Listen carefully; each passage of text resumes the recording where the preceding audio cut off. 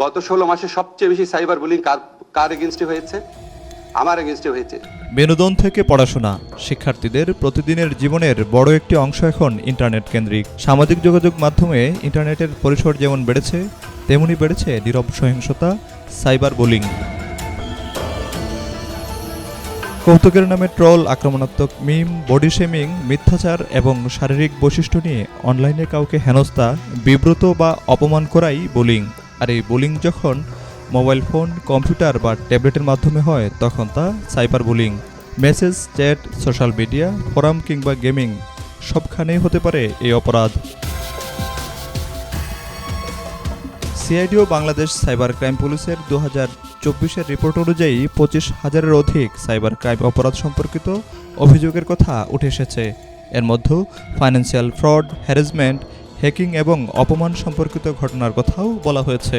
বাংলাদেশে সাইবার অপরাধের সবচেয়ে বড় অংশ এখন সাইবার বুলিং।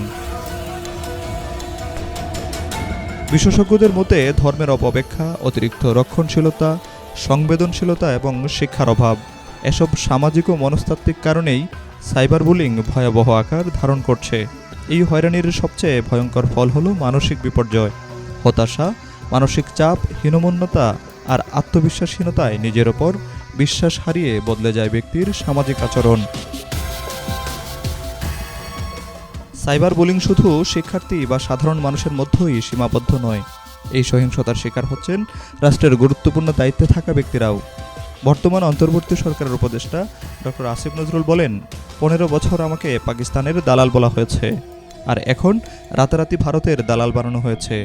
ছড়ানো হচ্ছে মিথ্যা তথ্য, আমেরিকায় আমার বাড়ি আছে।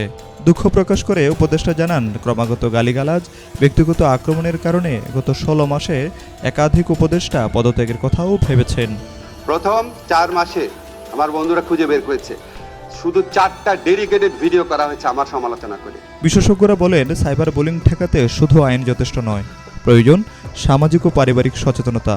স্কুল থেকেই নিরাপদ ইন্টারনেট ব্যবহার শেখানো, মানবিক মূল্যবোধ ও সহমর্মিতার চর্চা, অনলাইন হয়রানি হলে প্রমাণ সংরক্ষণ এবং পুলিশের সাইবার ক্রাইম ইউনিটে অভিযোগ দায়ের কথাও বলা হয়েছে।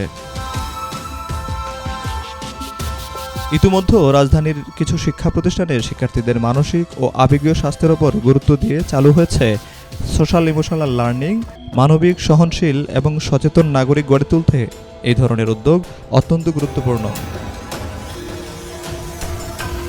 প্রযুক্তি আমাদের শক্তি, কিন্তু মানবিকতা ছাড়া সেই শক্তি হয়ে উঠতে পারে ভয়ঙ্কর অস্ত্র। সাইবার বুলিং শুধু নয়, চাই সচেতন ও digital Bangladesh. Desk report, BNews 24।